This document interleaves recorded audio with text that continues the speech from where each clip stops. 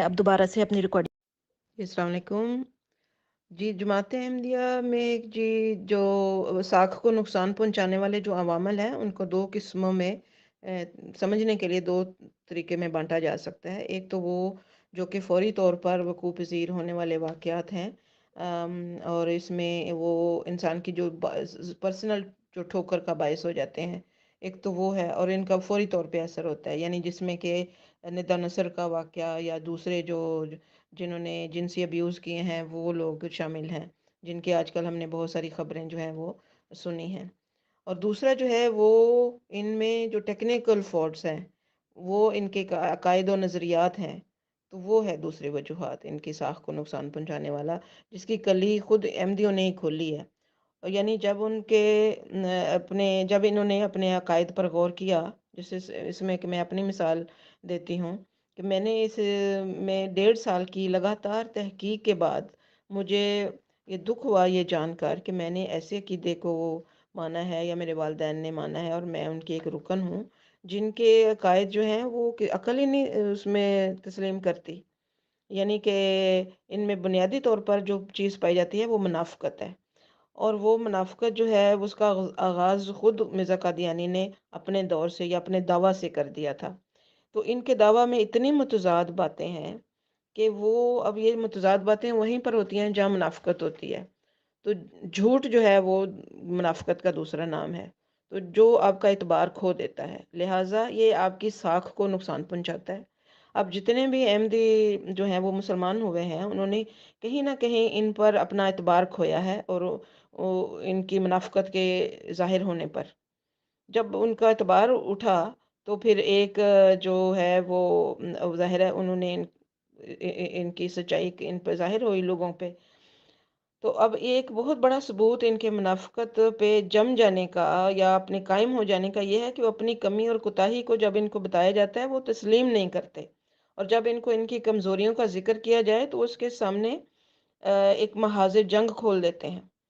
اور بات سننے کی بجائے اس کو شکست دینے کے لیے ایڈی چوٹی کا زور لگانے لگ جاتے ہیں۔ ایون آج کل بھی جب یہ مباحثے میں مناظرے کرتے ہیں، بحث کرتے ہیں کسی بھی ٹاپک پہ، تو ان کا یہی ہوتا ہے کہ بات سنتے نہیں ہیں، بلکہ وہ پرسنل اٹیکس کرنے لگ جاتے ہیں لوگوں کو، جو بھی جس بھی یہ بات کر رہے ہوتے ہیں۔ مجھے خود اس کا تجربہ ہوا ہے۔ اور پھر یہ کہ اس کوشش میں رسول کریم صلی اللہ علیہ وسلم یا دیگر انبیاء کی مثالیں بھی دیتے ہیں، اور پھر قرآن کریم پر جھوٹ بولتے ہیں۔ بہت سارے لوگوں نے جنہوں نے ابھی جماعت کو چھوڑا ہے، جس میں ہم سب شامل ہیں، تو یہ نہیں ہے کہ کوئی کئیوں کو پرسنل دھچکا نہیں لگا، تو کئیوں نے تحقیق کی ہے، تو وہ جیسے کہ میں نے خود تحقیق کی ہے تو اس کی وجہ سے میں نے اپنا مائنڈ چینج کیا، اور یہ دوسرے عوامل ہوتے ہیں، یعنی ایک پرسنل عوامل ہوتے ہیں، دوسرا اجتماعی جس کو کہا جا سکتا ہے، یا ان کی عقائد کو جاننے کے بعد اجتماعی طور پر جو انسان سوچتے ہیں وہ ہوتا ہے کہ اس کی وجہ سے جو ان کی دھچکا جو ہے لگتا ہے انسان کو۔ تو یہ جو اپنے اجتماعی طور پہ جو عوامل ہیں، یہ تکنیکی فالٹس جو ان میں ہیں اس نظام میں، وہ اس کی وجہ سے وہ نظام جس کے منظم ہونے پر انہیں ناز ہے کہ ہمارا جو نظام جماعت ہے اس جیسا کوئی نظام ہی نہیں ہے، تو یہی نظام ہی ان کی ایکچولی دھچکا لگتا ہے لوگوں کو، کیونکہ یہ سراسر غلامی کا نظام ہے۔ اس غلامی کے نظام میں اس زمانے میں جب انہوں نے قائم کیا تو وہ کنٹرول کا نظام، تو وہ لوگوں کو ڈرانے دھمکانے کے لیے اور قابو کرنے کے لیے اس زمانے میں تو چل گیا، لیکن آج کل جب کہ ذہن اتنے اوپن ہو گئے ہوئے ہیں، لوگوں کو نالج اور سوشل میڈیا اور لوگ اتنا ہر چیز کے یعنی انفارمیشن اتنی عام ہو گئی ہیں، تو اب ان کی کتابوں کو بھی پڑھنا ہو آپ اپنے موبائل فون پہ پڑھ سکتے ہیں، تو اس وجہ سے لوگوں کو ان کی کلی جو ہے وہ کھل گئی ہے لوگوں کے اوپر۔ لیکن یہ جو نظام جو ہے وہ بنایا ان کے جو دوسرے خلیفہ تھے مرزا محمود صاحب نے، تو انہوں نے ان کی نظر میں جو اس کا ہیرو تھے وہ ہٹلر اور مسولینی تھے۔ اب وہ جو انہوں نے وہ ان کے آئیڈیل تھے، تو ان میں جو سختی پائی جاتی تھی وہ ان لوگوں کو نظر میں رکھ کے انہوں نے یہ نظام بنایا، کنٹرول کیا، اور خود اپنے کتاب میں ایک خطبے میں انہوں نے کہا، جو کہ کتابی طور پہ چھپ چکا ہے، کہ میں اگر ہمیں اس کی جگہ اسی طرح ہمیں کوئی جگہ مل جائے جس میں کہ ہم اپنا نظام چلا سکیں، تو میں تو کوئی ہو نہیں سکتا کہ اگر ایک دن، یعنی کہ اگر کسی کو پتا ہو کہ میں کل مسجد نہیں جاؤں گا، مجھے ڈنڈے لگیں گے، تو اس لازمی مسجد کے لیے آئے گا۔ اب دیکھیں یہ اس طرح کی سختی کر کے لوگوں کو کرنا، اور چندوں کے لیے پھر وہ مختلف لگا کے تھوڑے تھوڑے تھوڑے تھوڑے چندے لگاؤ، تاکہ اب وہ جانا تو ایک گھر سے ہی ہے، بچوں کے لیے بھی، بیوی کے لیے بھی، خاوند نے اپنا بھی دینا ہے، تو وہ ایک بوجھ ڈال دیا۔ لیکن آ، اس کو لوگوں کے لیے یہ ناپسندیدہ بھی ہوتا ہے، بعض لوگوں کے لیے، اور ان کو وہ ٹیکس بھی سمجھتے ہیں۔ بعض جو دیوانے ہیں وہ بڑی اس میں ہو کے شدائی تو اس میں لگے ہوئے ہوتے ہیں کہ نہیں، ہم نے تو بڑا، ہمیں اچھا لگتا ہے، ہم چندے دیتے ہیں۔ تو کئیوں کو اب بالکل عادت ہی جیسے پڑ گئی ہوئی ہے، لیکن مہنگائی اور بہت ساری چیزیں جو اب زمانے کے ساتھ ساتھ ہو رہی ہیں، لوگ اس میں اب تکلیف محسوس کرنے لگ گئے ہیں، تو یہ چندے کا نظام بھی ان کو اس پہ بڑا ناز ہے، یہ بھی ان کے لیے ایک جو ہے وہ ناکامی کا بس باعث بن رہا ہے۔ اچھا، اور ان کے جو عقائد و نظریات ہیں، اس کے علاوہ معاملات اور تعلقات جو ہیں، اس میں منافقت جو ہے وہ ہر جگہ پائی جاتی ہے۔ تو یہ منافقت ایک بہت بڑی وجہ ہے جو ان کے زوال کی، اور ان کو اس بات کا بھی ان کو بڑا نقصان پہنچا ہے، کیونکہ منافقت جو ہے نا وہ ایک جھوٹ ہے، اور یہ جھوٹ کے جو ہیں وہ پاؤں نہیں ہوتے، اور اسے آخر کار ڈسٹروائے ہونا ہی ہوتا ہے۔ تو اس لحاظ سے قائد و نظریات سے میری مراد ان کی سچائی کی دلیلیں ہیں، جو ان کے جھوٹے مرزا طاہر صاحب نے جو جھوٹ بولے بیتوں کے بارے میں، اور پھر بادشاہوں کے احمدی ہو جانے کے بارے میں، وہ سب پر عیاں ہو گئے۔ تو اب یہ دیکھیں کہ انہوں نے کہا جی خانہ کعبہ میں تو جاؤ، لیکن نماز جو ہے اپنی الگ پڑھنی ہے۔ وہاں اتنا بڑا مجمع ہوتا ہے، اس میں اپنی علیحدہ نماز پڑھنا نیئرلی امپاسبل ہے۔ لیکن یہ اب یہ دیکھیں کہ اگر آپ نے اس جگہ جا کے نماز ہی اپنی علیحدہ بھی پڑھنی ہے، تو پھر آپ جائیں نا وہاں، جانا بھی ہے، اور ویسے جو ہے مسجدیں وہ جناب وہ غیر احمدیوں کی مسجدیں ہیں، اس میں نہیں ہم نے جانا۔ اب کوئی ان سے پوچھے کہ خانہ کعبہ غیر احمدیوں کی مسجد نہیں ہے؟ وہ کب احمدیوں کی ہو گئی ہے جو تم وہاں پہ جانا پسند کرتے اور دوسرے مسجدوں میں نہیں جانا پسند کرتے؟ تو اس طرح سے ایک دراڑیں جو ہیں انہوں نے خود ڈالی، نفرت کی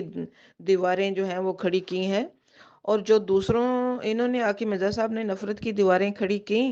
وہ اب ودن جماعت بھی وہی دیواریں جو ہیں وہ پیدا ہو گئی ہیں۔ طبقاتی کشمکش ہے، وہ سب سے زیادہ ان کو اپنے خاندان کی اولیت جو ہے وہ ان کا اپنا ہوتا ہے، جو خاص جگہ ہوتی بیٹھنے کی وہ خاندان کی عورتوں کی ہیں، یا مردوں کے لیے بھی ایسے خاص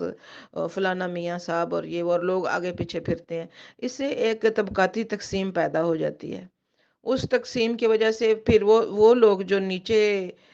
جو عہدیدار ہیں، ان کو بڑا خاص یہ ہوتا ہے کہ ہم نہ ان کے ساتھ ہم تعلقات بنائیں، تاکہ ہمارا بڑا وہ تھوڑا نام ہو جائے کہ ہم خاندان کے ساتھ ہماری رشتہ داری ہے، یا ہم بہت ان کے ساتھ آگے ہمارے تعلقات ہیں، آنا جانا ہے، ہم تو فلاں کو بھی جانتے ہیں، وہ بھی ہمارے گھر میں آئے تھے، اور اس طرح کی باتیں۔ تو یہ طبقاتی تقسیم جو ہے وہ جماعت میں بہت زیادہ ہے، اور لوگوں کو ہم فلاں صحابی کی اولاد میں سے ہیں، ہم اچھا تم ابھی احمدی ہوئے ہو، ہم تو وہ نہیں، ہم بہت فیملی کی وجہ سے ہمیں بہت پرانے احمدی ہیں ہم، اور اس طرح یہ بھی ایک وجہ تفاخر ہوتا ہے۔ یہ معاملات میں، تعلقات میں یہ تفاخر، طبقاتی تقسیم اور یہ سب باتیں ایسی ہیں جو یہ بھی لوگوں کو تھوڑا بدظن کر دیتی ہیں جماعت سے۔ اسی طرح عہدیدار جو ہیں وہ سمجھتے ہیں کہ ہم جو ہیں وہ عام لوگوں سے ذرا ہٹ کے ہم ایک فیملی جو ہے وہ اس میں اعلیٰ خصوصیات گویا پائی جاتی ہیں، کہ وہ اگر ایک فیملی میں دو چار لوگ جو ہیں وہ عہدیدار ہوں، یا بڑے عہدیدار ہوں، تو اس میں ان کو لگتا ہے کہ ہم کوئی خاص ہم لوگ ہیں، اور دوسرے مطلب ایک تکبر تفاخر ان میں پیدا ہوتا ہے،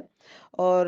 پھر دوسرے لوگوں میں حسد اور مقابلہ بازی جو ہے وہ اس کی دوڑ وہ لگ جاتی ہے. تو وہ یہ سب منافقت کا ایک لازمی نتیجہ ہے. اور جب ان کو دوسرے لوگوں کو کمتر وہ جو خیال کرنے کا وہ ان میں سوچ پیدا ہو جاتی ہے، تو جو دوسرا کوئی جو خاندان ہے وہ ان کی جات و حسد سے وہ ٹانگیں کھینچتا ہے یا ان کی شکایتیں لگاتا ہے، تو اس سے معاشرتی جو طبقہ داری جو ہے وہ اس میں پیدا ہو جاتی ہے. منافقت کے طور پہ بہت ساری باتیں جو ہیں وہ چھپائی جاتی ہیں، اور سچ بولنے کو گویا گستاخی سمجھا جاتا ہے، اور چوری چھپے سب وہ کام کیے جاتے ہیں جو کہ غیر اسلامی ہیں، جیسے شراب پینا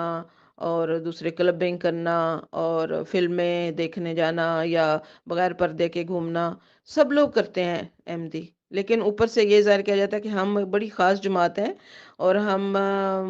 یہ کسی سوشل برائیوں میں مبتلا نہیں ہیں، ہم بہت نیک لوگ ہیں، کیونکہ ہم جب یہ مسجد آتے ہیں تو وہاں پہ ٹھیک ٹھاک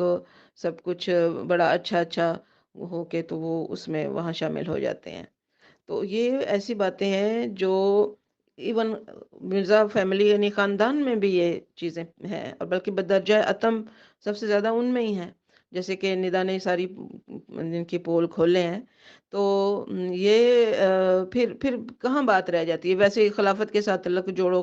ان کے ساتھ بس ہو جاؤ، ان کے ہاتھ چومو، سب کچھ ان کے آگے پیچھے پھرو. تو ایسے لوگ ہیں جن کے آگے پیچھے پھرنا ہے اتنے گندے لوگوں کو، تو پھر تقویٰ کدھر چلا گیا؟ تو یہ اس کی ابتدا جب دیکھا جائے تو شروع میں مرزا غلام احمد صاحب قادیانی کے زمانے میں ہی ہو چکی ہوئی تھی. اس وقت بھی انہوں نے بتایا تھا کہ اپنی کتابوں میں انہوں نے لکھا ہے کہ بعض لوگ جو ہیں وہ بدظنی کرتے ہیں کہ چندہ جو ہے وہ اس کا جو چندہ ہے اس کا کھانے پینے لنگر کھانے کا وہ کہیں میں نے ذاتی معاملات میں لگا دیا ہے، جبکہ ایسا نہیں ہے. وہ خود اپنی ایکسپلینیشن دے رہے تھے. تو جب اگر اپنے سو کالڈ نبی ہیں تو وہ نبی ہو کے جب اپنی ایکسپلینیشن دے رہے ہیں تو اس کا مطلب ہے کہ سم تھنگ از رانگ.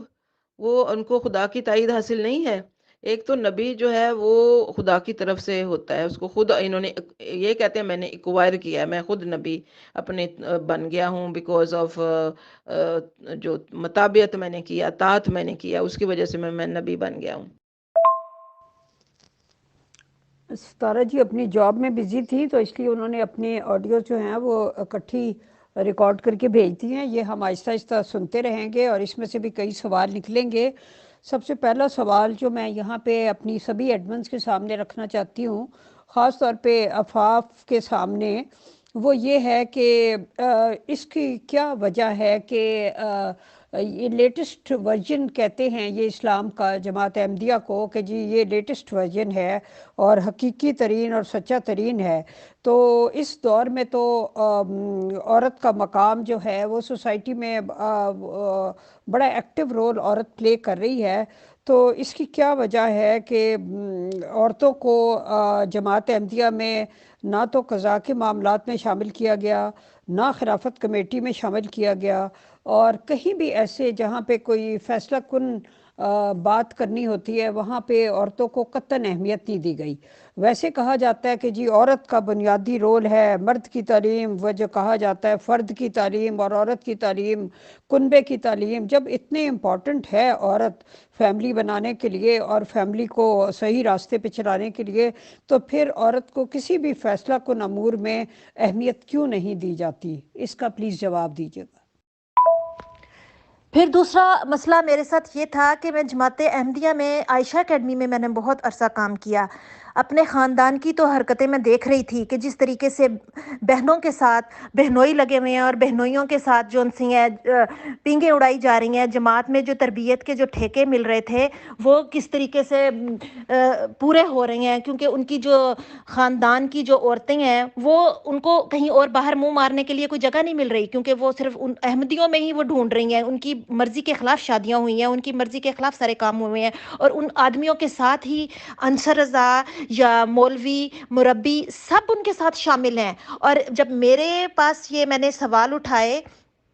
کہ یہ کیوں اس طرح سے ہو رہا ہے، یہاں پہ تو اسلام کہاں پر ہے، یہ احمدیت ہے، یہاں پر عورتیں کیا کر رہی ہیں، تو جماعت احمدیہ میں جب میں عائشہ اکیڈمی میں گئی ہوں تو وہاں پر بھی یہی ہوا کہ وہاں پر جتنے بھی اعلیٰ عہدے داران تھے، مجھے سب سے پہلے یہ منع کیا گیا میرے ہسبینڈ کی طرف سے کہ تم نے طاہر ہال میں نہیں جانا، کیونکہ وہاں پر آدمی جا کر اپنے سارے آفیسز آدمیوں کے ہیں، انصاروں کے ہیں اور خداموں کے ہیں، تم نے نہیں جانا، جب بھی طاہر ہال جانا ہو تو میرے ساتھ جایا کرو یا پھر کسی عورت کو ساتھ لے کے جایا کرو۔ مجھے یہ پہلے سے ہی تنبیہ کر دی تھی جاب سٹارٹ کرنے سے پہلے میرے ہسبینڈ کی طرف سے۔ اب دیکھیں یہ تربیت کا نظام ہے، اور میں جب بولنے کے لیے آواز اٹھاتی تھی تو میری آواز بند کر دی جاتی تھی۔ مجھے ایسی لجنہ میری عائشہ اکیڈمی میں آئیں کہ جو اپنے گھروں سے بھاگی ہوئی تھیں، عورتیں تھیں، اور وہ کہتی تھی کہ ہمارا اتنا کرپٹ سسٹم ہے کہ ہم باہر نہیں نکل سکتے، ہمارے شادیاں ہوئی ہیں اور شادیاں توڑوا کے بھاگی ہیں ننگے پاؤں ننگے سر، اور عائشہ اکیڈمی میں ان کے والدین ان کو پکڑ کے لا کے ہمارے ساتھ رکھوایا کہ پلیز ان کی تربیت کریں۔ تو اتنا اچھا تربیتی نظام تھا، تو عورتیں بھاگ کیوں رہی ہیں، عورتیں جان کیوں چھڑوا رہی ہیں اس خلافت کے نظام سے، اور وہ ننگے پاؤں اور ننگے سر کہاں پہ گھوم پھر رہی ہیں۔ تو اس کی لیے جب آواز اٹھائی جاتی تھی، جب ان کے دکھ درد کو سنا جاتا تھا، تو ہماری زبانیں بند کروا دی جاتی تھی۔ لجنہ اماء اللہ کو کنٹرول مطلب کہ کرنے کے لیے خلیفہ وقت کا خطبہ آ جاتا تھا کہ آپ لوگ اپنی تربیت کرو، جبکہ دوسری طرف اگر دیکھا جائے تو ایک ان خواتین کا بھی ایک بہت بڑا کردار ہے کہ جنہوں نے گگنی سسٹم کے تھرو اپنی ایک کھڑکی نکالی ہوئی تھی جو خلیفہ کے سامنے بھی صحیح رہتی تھی، منافقت کی کھڑکی، اور وہ جماعت میں بھی اپنے آپ کو بہت ہی شریف اور مومنہ تصور کی جاتی تھیں۔ ان کا کردار گگنی سسٹم میں نے بتا چکی ہوں، وہ ایسا کردار تھا کہ دونوں طرف سے وہ صحیح چل پڑتی تھیں، اور وہ لجنہ کے اعلیٰ عہدوں پر فائز تھیں، اور جتنے بھی عہدے ہوتے تھے ان میں وہ حضور کی طرف کی بھی بات کر لیتی تھی اور ہماری عام لجنہ کے بھی منہ بند کروا دیتی تھیں، اور کیونکہ وہ وہاں پر جا کر اپنے عہدے داروں کے ساتھ ان کی یاریاں لگی ہوتی تھیں، ان کے بہت اٹھنا بیٹھنا تھا، دعوتیں پارٹیاں کرتی تھی، تو جس کی وجہ سے حضور تک یا تعزیر یا یہ اس طرح کی باتوں کو وہ چپ کرا دیتی تھیں کہ تم نے زبان نہیں کھولنی، حضور کے سامنے بات نہیں کرنی۔ تو یہ لجنہ اماء اللہ ہی ایک لجنہ دوسری لجنہ کے اوپر اتنا خطرناک وہ لے کر مطلب کہ ڈنڈا لے کر بیٹھی ہوئی تھی کہ تکلیف میں ڈالا ہوا تھا لجنہ نے۔ اب میں یہ بات کروں گی کہ جب یہ عورت کا نظام جون سا ہے، میرے دماغ میں یہ بات آئی کہ یہاں پر عورت کو ٹھیک ہونا پڑے گا، نہ منافقت چلے گی، اور نہ ہی یہ اس طرح کے جو ہمیں عورتوں کو ذلیل کر رہی ہیں اور لجنہ اماء اللہ کے نام پر ذلیل و خواری ہو رہی ہے۔ تو اس وقت پھر میں نے جب اپنا مطلب کہ پاؤں پہ کھڑی ہوئی ہوں، اور جب میں نے اپنا مطلب کہ یہ سارے نظام کو اچھی طرح سے دیکھا، تو میں نے کہا وجیہہ اب نہیں چلے گا، اس کو ہم نے چینج کرنا ہے۔ میں ماں اگر بنتی ہوں یا میری بیٹی کے ساتھ اس طرح کا سلوک ہوگا تو نہ تو وہ عائشہ اکیڈمی میں جائے گی، نہ وہ میرا بچہ کسی حفظ اسکول میں جائے گا، نہ میری بیٹی جون سی ہے کسی ایسے پریشر میں آ کے شادی کرے گی۔ اس کو میں نے ایز اے مدر اس نظام کو چینج کرنا ہے، اور نہ کسی خلیفہ کے پاس جائے گی، نہ کسی مولوی کے پاس جائے گی میری بیٹی۔ باہر چلی جائے زیادہ بہتر ہے، دنیا کی ٹھوکریں کھا کر انسان بن جائے زیادہ بہتر ہے، بجائے لجنہ اماء اللہ کی ضلالت میں رہ کر وہ اپنی زندگی گزارے۔ تو پھر میں نے جب اپنا دماغ چینج کیا اور اب لوگوں میں بتانا شروع کر دیا کہ میری بیٹی کبھی اس ماحول میں نہیں زندہ رہے گی، اور میری بیٹی اس ماحول میں نہ شادی کرے گی، نہ وہ کسی جگہ پر بھی وہ نہیں جائے گی۔ میں نے اپنے ہسبینڈ کو صاف کہہ دیا کہ عائشہ اکیڈمی کی نظر نہیں کروں گی میں اپنی بیٹی۔ تو اس پر پھر میرے گھر کے حالات خراب سے خراب ہوتے چلے گئے۔ ایک تھوڑا سا میں یہ اور ایڈ کرنا چاہتی ہوں کہ مرزا صاحب نے اپنی عقائد میں جو مختلف جو ختم نبوت کے یا جو بھی دلائل دیے، وہ ان میں اتنے جھول ہیں، اتنے اس میں اعتراض پائے جاتے ہیں کہ جو خود احمدیوں کو نہیں سمجھ میں آتے۔ جیسے کہ اب ہر ایک احمدی کا اپنا اپنا کوئی کہتے ہیں کہ نہیں وہ اہم نبی تھے، کوئی کہتے ہیں کہ نہیں نبی نہیں صرف امام تھے، امام زمانہ ہے، کوئی کس طرح. اب اپنے ہی جماعت میں ایک طرح کے عقیدے نہیں ہیں، بلکہ جو ان کے اپنے بیٹے تھے یعنی مرزا محمود جو دوسرے نمبر کے خلیفہ تھے، انہوں نے اور ان کی اصلاح گویا کر دی، یعنی کہ اپنے باپ کے عقیدوں سے ذرا ہٹ کے انہوں نے کچھ اور بنایا جو ان کو سوٹ کرتا تھا. اسی طرح جو اگلا کوئی خلیفہ پیدا ان کا بنتا ہے وہ اس کو تھوڑا سا اور چینج اپنے زمانے کے مطابق کر لیتے ہیں. تو یہ تو اس طرح کا انہوں نے دین بنایا ہوا ہے جو وقت کے ساتھ فلیکسیبل ہوتا جاتا ہے. اس کو ایک طرح کے ایک جیسے عقیدے ہیں ہی نہیں، کیونکہ برو کیا ہوا ہے سارا کچھ. جو اسلام کے انہوں نے جو لبادہ اوڑا ہے اس کی وجہ سے وہ سارا جھول ان میں پائے جاتے ہیں. تو یعنی انہوں نے ایسی پیش گوئیاں کیں جو پوری نہیں ہوئیں. جب ان سے کہا گیا تو اس میں توجیحات پھر کرنے لگ جاتے ہیں کہ نہیں یہ اس رنگ میں نہیں، اس رنگ میں پوری ہوئی. جس طرح دہلی کی جامعہ مسجد میں یہ گئے تھے تو وہاں سے کہنے لگے نہیں میں مسیح موعود نہیں ہوں، میں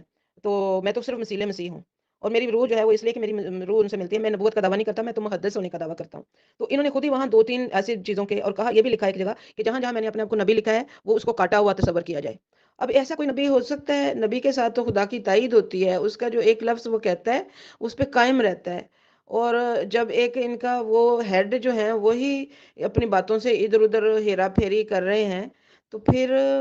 کیا ان کی سولڈ ہونے کی کیا ان کی رہ جاتی ہے؟ ظاہر ہے شکوک و شبہات ان کے اندر پیدا ہوتے ہیں، اور جب ان کی کتابوں کو پڑھا جائے تو سارے شکوک و شبہات جو ہیں سامنے نظر آ جاتے ہیں. تو اس لیے جب جو کہ کتابیں پڑھتا ہے مرزا صاحب کی، ان کو یہ سب باتیں نظر آ جاتی ہیں. سائدہ جی، آپ کے خیال میں یہ جو ایک بے حسی آ جاتی ہے، میں اس پروگرام کے وسط سے یہ کہنا چاہتی ہوں کہ یہ اس قدر ظالم اور بے حس ہو جاتے ہیں کہ ان کو یہ نہیں پتہ ہوتا کہ ہم کس کی بات کر رہے ہیں، ماں کی، بہن کی یا بیٹی کی، کس کی بات کر رہے ہیں، اور جھوٹی باتیں کرتے ہیں اور الزام تراشیاں کرتے ہیں اپنی ماؤں پہ، اپنی بہنوں پہ اور اپنی بیٹیوں پہ جھوٹے الزام لگاتے ہیں صرف جماعت کو خوش کرنے کے لیے. یہ جو ایک بے حسی آ جاتی ہے، رویوں میں سنگ دلی آ جاتی ہے اور ایک ظالمانہ طریق آ جاتا ہے اپنے ہی رحمی رشتوں کے خلاف، اپنی ہی بہنوں، بیٹیوں، ماؤں وغیرہ کے خلاف، اس کی ریزن کیا ہو سکتی ہے؟ جی، اس کی ریزن صاف ظاہر ہے، عقیدت اور غلامی ہے جو کہ جماعت کے لیے ان کے ذہنوں پہ ہے، اور انہوں نے یہی سوچا ہوتا ہے کہ ہم نے ہر حال میں جماعت کا ساتھ دینا ہے. جیسے آپ نے وہ آڈیو سنی ہی ہوگی جو ایک مربی کہہ رہا ہے کہ جب میں نے ندا کا کیس دیکھا تو میں نے حضور کو خط لکھا تو کہ حضور ہم آپ سے یہ نہیں پوچھیں گے جیسے کہ حضرت عمر کی امت نے پوچھا تھا کہ تمہارے پاس یہ اتنا کپڑا کہاں سے آیا کہ یہ قمیض بن گئی. ہم یہ بالکل نہیں پوچھیں گے، ہم ہرگز نہیں پوچھیں گے. ہم آپ کے اوپر مکمل یقین رکھتے ہیں، آپ سیاہ کریں سفید کریں جو بھی کریں، ہم وہی کریں گے جو آپ کہیں گے، اور ہمیں آپ پہ یقین ہے. یہ یقین غلط، جھوٹا یقین اور غلامی اور عقیدت ہے جس کی وجہ سے ان کے آگے ہر رشتہ، ہر چیز ہیچ ہے. جی السلام علیکم. میں اور بھی تھوڑے کافی واقعات ہیں جن کی جو ان کی پیشگوئیاں پوری نہیں ہوئیں مرزا صاحب کی، جس میں ایک محمدی بیگم کی تو ٹھیک ہے وہ بھی تھی، لیکن ایک جو ایک آدمی تھے کوئی پیر منظور احمد لدھیانوی، ان کی بیگم کا نام محمدی بیگم تھا. تو ان کو آپ نے کہا کہ تمہاری بیگم جو ہے وہ ایکسپیکٹ کر رہی تھی کہ اس کے جو ہاں لڑکا ہوگا، اور اس کو لڑکے کے لیے 9 نام دے دیے، جس میں ایک بشیر الدولہ اس کا نام تھا، پھر عالم کباب بھی اس کا نام رکھا، اور بھی بہت سارے نام. لیکن جب وہ بچہ ہوا تو وہ لڑکی تھی. تو پھر جب لڑکی تو انہوں نے کہا کہ نہیں یہ تو اسی حمل سے تھوڑی ہوگا، وہ تو پھر وہی تعویل کرنے لگے. تو اس کے بعد کیا ہوا کہ چند عرصے کے بعد وہ عورت ہی فوت ہو گئی، اس کی بیوی.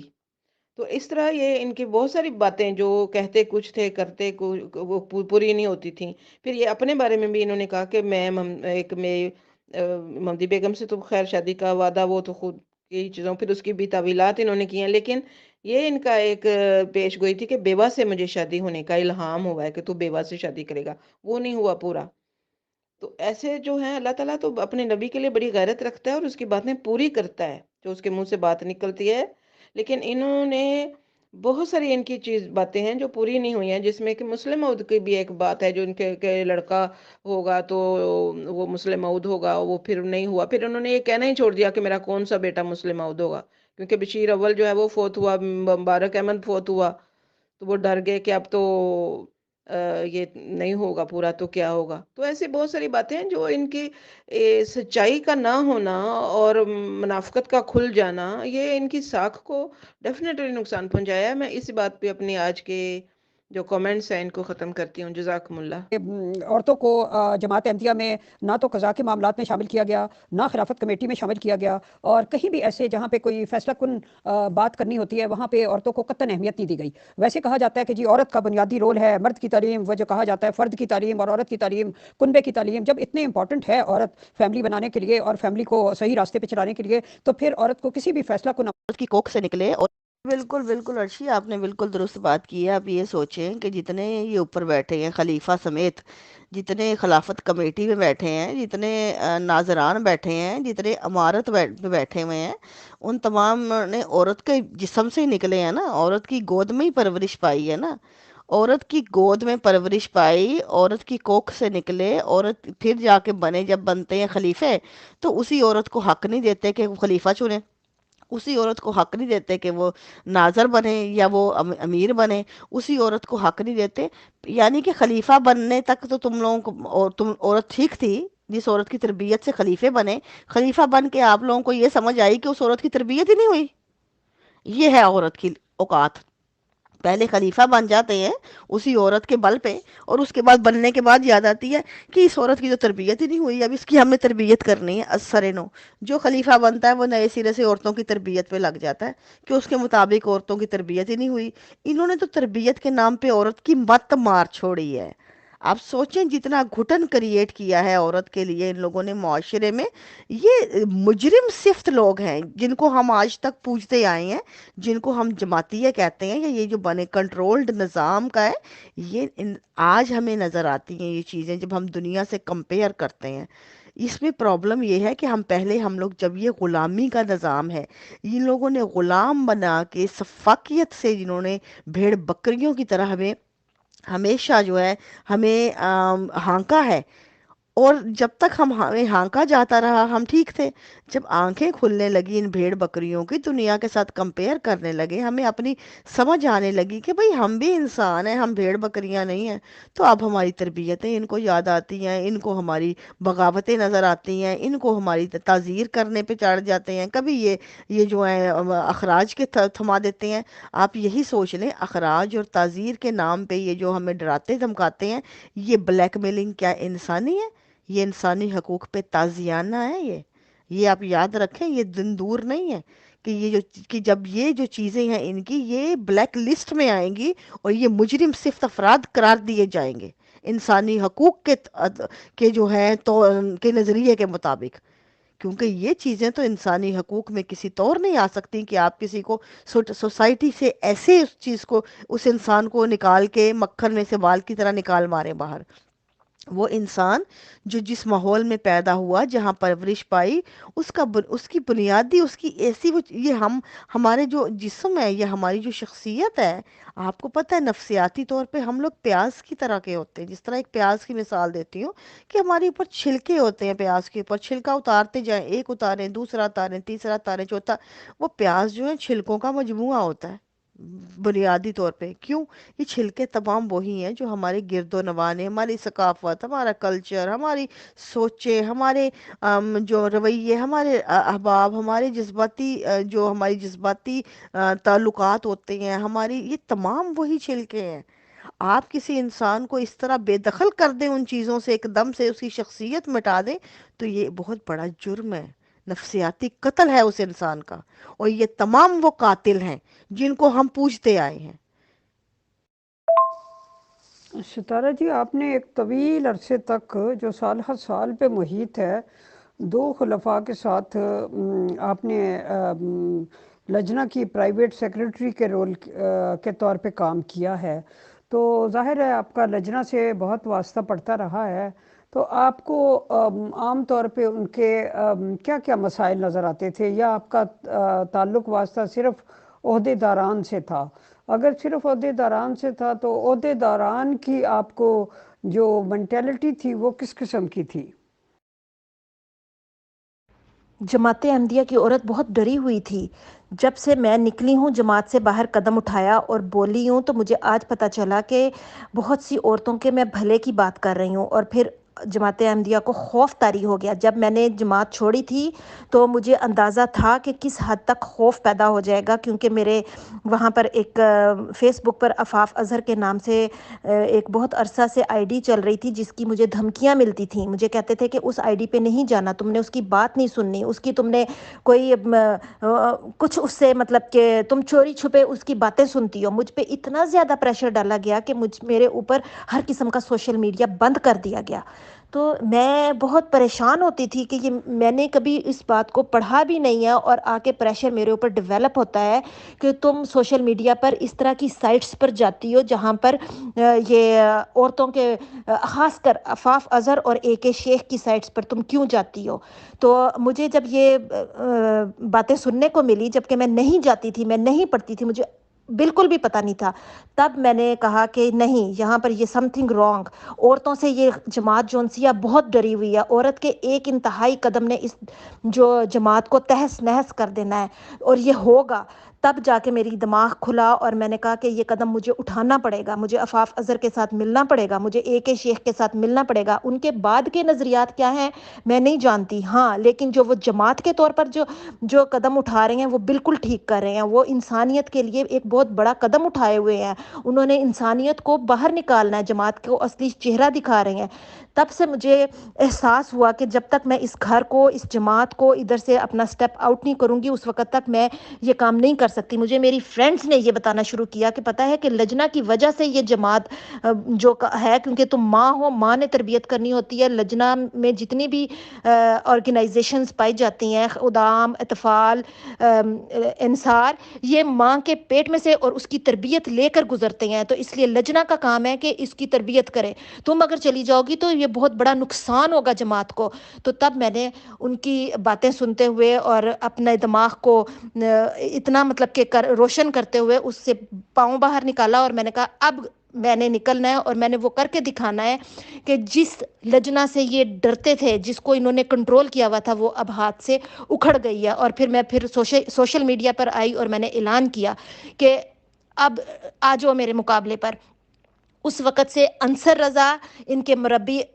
جو مرزا افضل، ان سب کی جو اور پھر اور بھی بہت سارے مربی جون سے ہیں وہ آئے، اور ان کو ایک خوف تھا اور ایک بہت بڑا مطلب کہ سوشل میڈیا پہ یہ آ کر باتیں کرے گی. تو وہ خوف جب ہم نے ختم کیا تو اس کی ساکھ اور کچھ ہی سالوں کے اندر آج ہم دیکھ رہے ہیں کہ بہت ساری لجنا جونسیہ نکل رہی ہے، اور بہت سی لجنا جونسیہ ان کے منہ پر تھپڑ مار رہی ہے. تو اس نظام کی ساکھ کو سب سے بڑا، اور اس میں ایک بہت بڑا کردار حافظ اکبر صاحب کا بھی ہے، جن کو میں نے جو میرے ایک بہت ہی بڑے استاد بھی تھے اور میرے محسن بھی ہیں، اور ان کو میں اس پورے میں کبھی بھی نہیں چاہوں گی کہ ان کا نام نہ لوں. حافظ اکبر صاحب نے میری بہت زیادہ رہنمائی کی جماعت کی آنکھیں کھولنے میں. انہوں نے میں نے ان کو بہت سنا، پڑھا، اور انہوں نے ایک ایک لفظ کتاب کا، خطبہ الہامیہ اور ہر چیز کو ایسے ایسے پیش کیا کہ مجھے اچھی طرح سے میں جان چکی تھی کہ اب جو میں نے تو جو پریکٹیکل لائف دیکھی سو دیکھی، لیکن کتابوں میں بھی کوئی اتنی اچھی باتیں نہیں لکھی ہوئی کہ ہم اس کو مانیں. تو اس میں ضرور مینشن کروں گی کہ حافظ اکبر صاحب کا ایک کردار ہے میری لائف کو چینج کرنے میں. انہوں نے مجھے یہ بھی بتایا کہ تم اب یہاں تک پہنچ گئی ہو تو دل میں رکھنے کی کیا ضرورت ہے. قرآن مجید کہتا ہے کہ منافقت نہیں چلے گی، یا تو تم مطلب کہ بلیورز میں آؤ یا نان بلیورز میں آؤ. تو اس لیے پھر میں نے اسی وقت اعلان کیا ان کے کہنے پر کہ میں اعلان کرتی ہوں، کیونکہ دل سے تو میں 100% متنفر ہو چکی تھی جب میں اپنے سسرال کے گھر سے میں نکلی تھی اور شیلٹر کی طرف گئی تھی، کہ یہ جون سا ہے نظام کرپٹ نظام ہے. کوئی خلیفہ خدا نہیں بناتا، یہاں پر مولوی خدا بناتے ہیں. تو جو اس کی جو آخری سیڑھی جو اعلان کرنے والی بات تھی وہ مجھے سمجھ نہیں آ رہی تھی میں کس میڈیا پر جا کر اعلان کروں. تو وہ مجھے حافظ اکبر صاحب نے اس کی مطلب کہ ہیلپ کی. जो नुकसान पहुंचा, तो इस निज़ाम की साख को सबसे बड़ा जो नुकसान पहुंचाया है वो लजना इमाइला ने पहुंचाया है। और ये पिछले 2-3 सालों से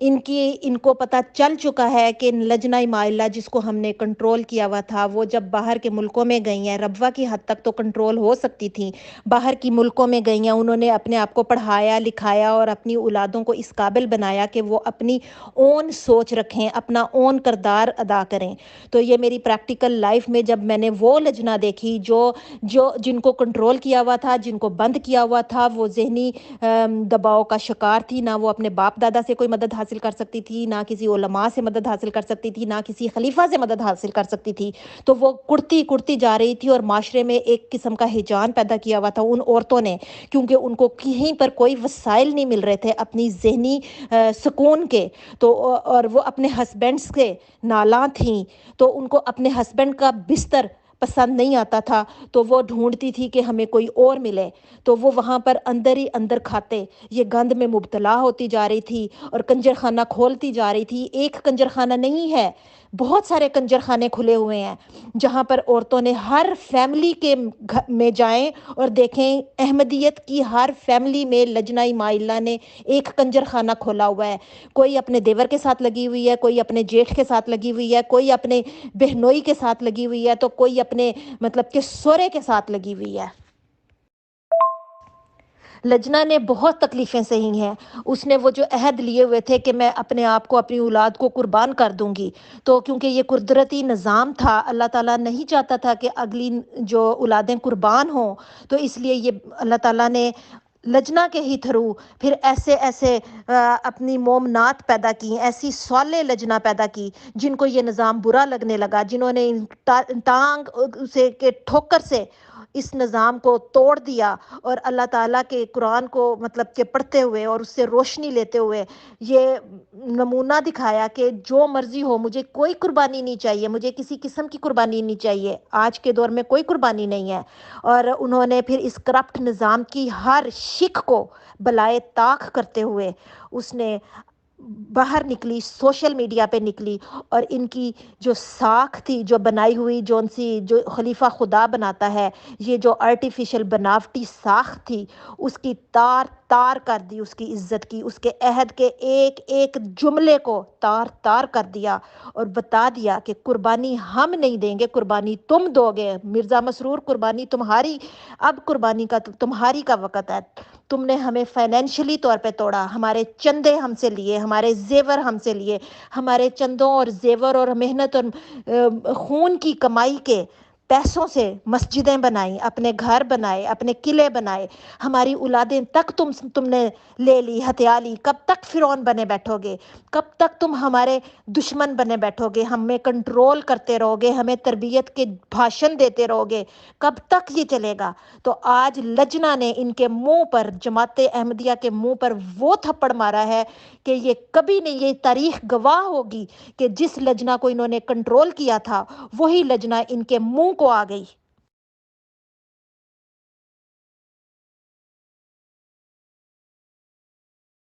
जन्नत का लालीपाप देने वाले बहिश्ती मकबरा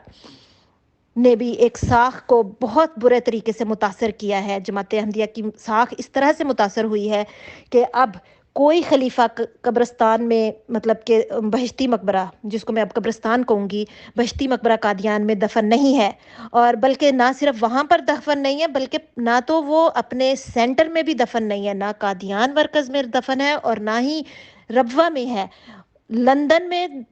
दफन है सारे खलीफे या फिर रबवा में दफन है। अब देखा जाए कि वो जो इतने पैसे दिए हुए थे वहाँ पर, वो जो कते बनाए हुए थे कि ये जो उनसे हमने रखे हुए हैं, उनकी रिज़र्व करवाई हुई हैं कब्रें, तो क्या ये कब्रें जो उनसी हैं जन्नत में लेके जा रही हैं? सिर्फ़ और सिर्फ ज़मीन रिज़र्व कराने के नाम पर इतना पैसा हथियाया गया, इतना पैसा हथियाया गया कि ख़ुद तो जन्नत के ख्वाब जमात बैठी देख रही थी और उनकी औलादें जौन सी हैं, वो अगली नस्लें जौन सी हैं, वो शेल्टर होम, होमलेस کا نظارے دیکھ رہی ہیں، کیونکہ ساری جائیدادیں تو بہشتی مقبرہ کی نظر ہو رہی ہیں، اور وہ بہشتی مقبرہ کہاں پر ملے گا؟ مرنے کے بعد ملے گا، اور مرنے کے بعد بھی اس بہشتی مقبرے میں تدفین نہیں ہو رہی۔ ہر کوئی اپنے عزیز یا رشتہ دار کو نہیں پسند کرتا کہ ربوہ یا قادیان میں اس کی میت کو لے کے جائے، وہ اپنے پاس ہی اپنے علاقے میں جہاں پر اس کی وفات ہوئی ہے وہیں پر ہی تدفین کر رہا ہے۔ تو پھر ان پیسوں کا کہاں پر حساب کتاب کیا ہے؟ جو جنت کے نام پر پیسے کمائے جا رہے تھے، وہ پیسہ کہاں پر جا رہا ہے؟ وہ کہاں پر گیا اس پیسہ؟ اور ان کی اولادیں جو سی ہیں وہ گھر سے بے گھر کر دی گئی، کیونکہ جب وہ بندہ جب تدفین ہوتی ہے تو مانگا جاتا ہے کہ پیسہ دو، ہمیں پیسہ دو، ہم نے اس کا اعلان کرنا ہے کہ یہ وصیت تھی اور وصیت اس کی کمپلیٹ نہیں ہے۔ تو وہ سر پہ وصیت والے آ کے اولادوں کو اتنا تنگ کرتے ہیں کہ قبریں اکھیڑ کے پھینک دیتے ہیں۔ یہ اخلاقی کردار ہے ان کا۔ بہشتی مقبروں کے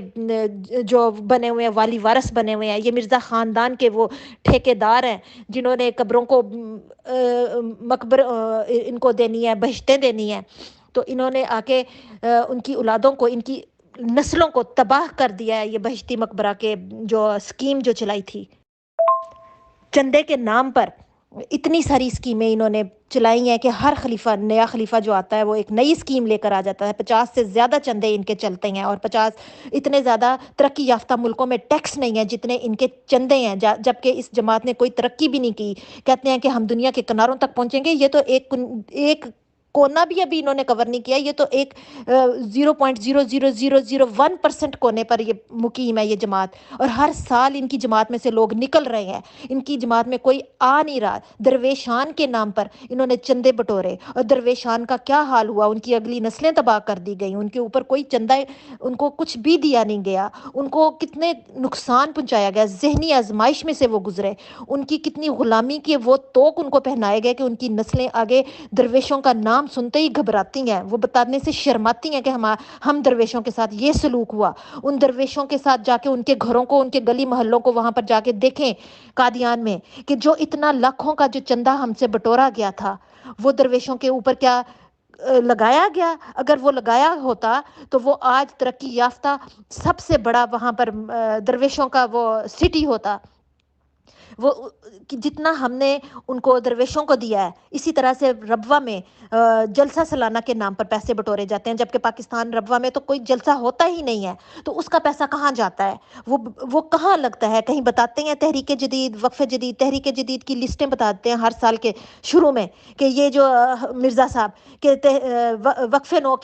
نو جو ہے اس کے بارے میں بھی بتا دیتے ہیں کہ یہ پیسے اکٹھے ہوئے، اتنے پیسے اکٹھے ہوئے، لیکن آج تک بتائیں کہ وقف نو کی تربیت کے لیے کون سے عوامل انہوں نے بنائے ہیں، یا کون سے انہوں نے ذریعے اختیار کیے ہیں؟ وقف نو کا نصاب تک نہیں انہوں نے ابھی تک بنایا۔ تو یہ پیسہ جب اکٹھا کرتے ہیں تحریک جدید کا یا وقف جدید کا، یہ کہاں لگتا ہے؟ اشاعت کا کہاں پر لگتا ہے؟ جبکہ اشاعت کے لیے تو منع ہے پاکستان میں کوئی چیز بھی شائع کرنی۔ ان کے کرتوت سارے کھل کے سامنے آ رہے ہیں۔ مرزا خاندان کی ایک جو حرکتیں ہیں، جو خلیفہ خدا کے ساتھ جو تاریں ملاتے تھے، یہ اب سوشل میڈیا کے تھرو اشاعت کا نظام آنا تھا، اور اس پہ یہ ساری باتیں کھلنی تھی۔ یہ اشاعت جو قرآن مجید نے وہاں پر کتنے سال پہلے یہ بتایا تھا کہ اشاعت کے نظام کو اتنی ترقی ملے گی کہ میڈیا پر جو آئے گا، تو اس میں سب سے بڑا خلیفہ خدا نے اپنے ہی نظام کو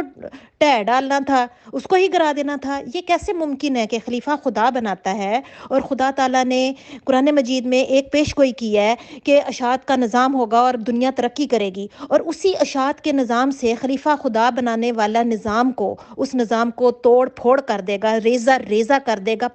پاش کر دے گا، اور اسی نظام سے، اسی اشاعت کے میڈیا کے سوشل میڈیا کے دور میں یہ خلیفہ خدا بناتا ہے، اس کی دھجیاں ادھیڑ دے گا۔ یہ کیسے ممکن ہے؟ میں اس سے کبھی اتفاق نہیں کرتی۔ اور اسی نظام نے خلیفے کو ادھیڑ کے رکھ دیا ہے۔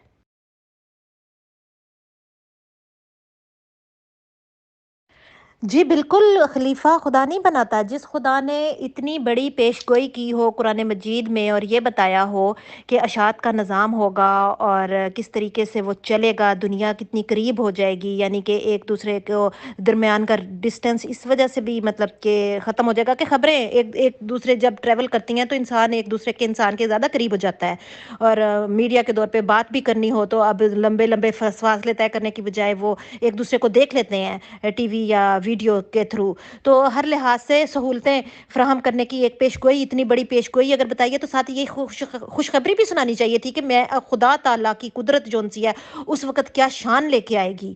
تو یہ کیسے ممکن ہے کہ اسی دور میں یہ خلیفہ خدا بناتا ہے، مرزا مسرور کی پیڑھی جون سی ہے وہ کھسک رہی ہے، ندا منہ کو آ رہی ہے، لجنا منہ کو آ رہی ہے، سب اس کو کہہ رہے ہیں، اس کی پگڑی کو اچھال رہے ہیں، خلافت قصر خلافت کو کنجر خانہ کہا جا رہا ہے. اور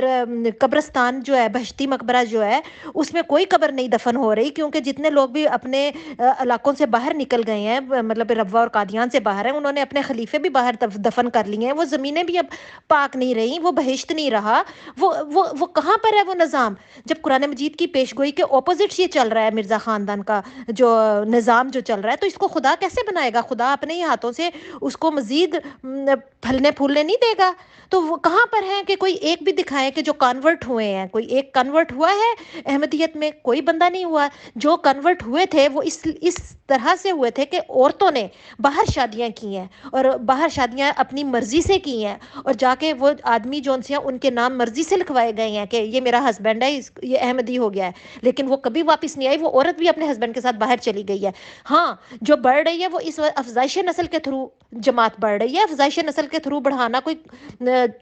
وہ تو پوری دنیا بڑھ رہی ہے، پوری انسانیت بڑھ رہی ہے. جی، اور یہ دیکھیں اپنے پاکستان میں ہی ایک طرف سے کہتے ہیں کہ ہمارا وہاں پر سینٹر ہے ربوہ، اور وہاں پر ہی ان کے ہاتھ بندھے ہوئے ہیں کہ یہ اشاعت نہیں کر سکتے. اللہ تعالیٰ نے نشر و اشاعت کا کام کی خوشخبری سنانے کے بعد تو انہی کے مرکز میں، یعنی کہ اپنے ہی مرکز میں نشر و اشاعت کا کام بند کروا دیا. یہ کیسی بات ہے؟ اور دوسری بات ہے ایم ٹی اے میں ایسے گندے لوگ شامل کر دیے، شینڈی شاہ جیسے، کہ شینڈی شاہ جیسے آدمی مطلب کہ اللہ تعالیٰ نے ڈال دیے، بجائے وہاں پر صالحین کا ایک ہونا چاہیے تھا، یا مطلب کہ مومنین کی اجارہ داری ہونی چاہیے تھی. تو وہاں پر کیا ہے کہ ایم ٹی اے تے جیڑی آئی شینڈی شاہ نے خوب ہنڈائی. تو وہ دیکھیں کہ کوئی عورت وہاں پر نہیں آئی ایسی جون سی. اس سے تو اچھا ہے کہ ہالی ووڈ میں جا کر اچھا پیسہ کما لو، یا بالی ووڈ میں جا کے لجنا پیسہ کما لے، ایٹ لیسٹ اس کی عزت تو محفوظ ہے نا. اگر اس نے شینڈی شاہ جیسے کنجر بندے سے ہی اگر اپنے آپ کو ہنڈوانا ہے تو بہتر ہے کہ بالی ووڈ میں کسی ہیرو کے ساتھ تو وہ کوئی فخر تو محسوس کرے نا کہ مجھے کس نے ہنڈایا ہے. میں جب سوچتی ہوں اور اپنی پچھلی زندگی کو دیکھتی ہوں کہ لجنا کے اوپر کتنے ظلم ہوئے ہیں اور لجنا نے کس طریقے سے ان کے ہر ظلم کا مقابلہ کیا ہے، تو مجھے اپنے اوپر فخر آتا ہے. اور میں کہتی ہوں کہ اللہ کا لاکھ لاکھ شکر ہے کہ ہم نے لائف تو اپنی زیرو بیلنس سے سٹارٹ کر لی ہے،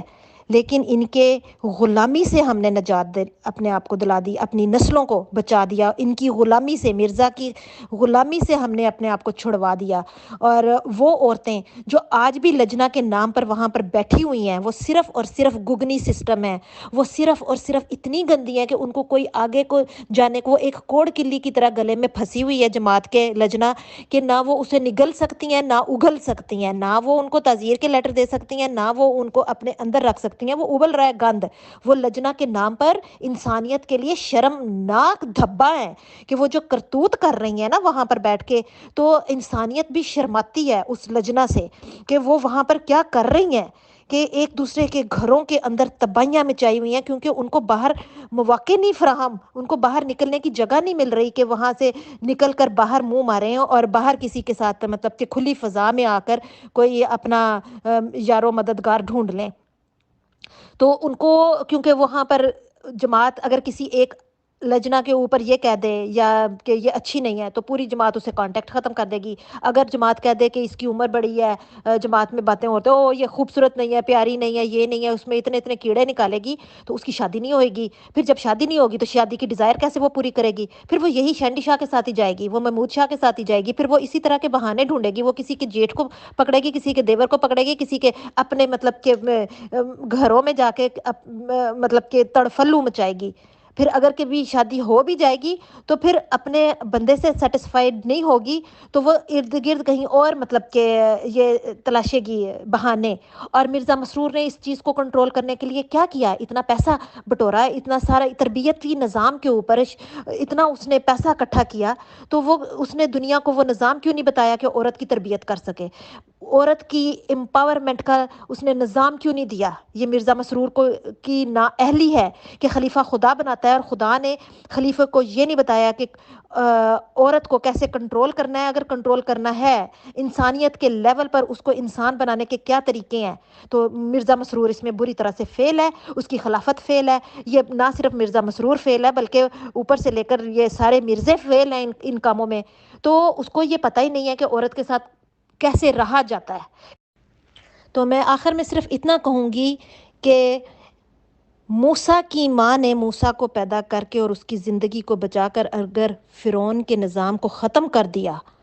تو احمدیت میں ہم عورتوں نے اپنی اولادوں کی زندگی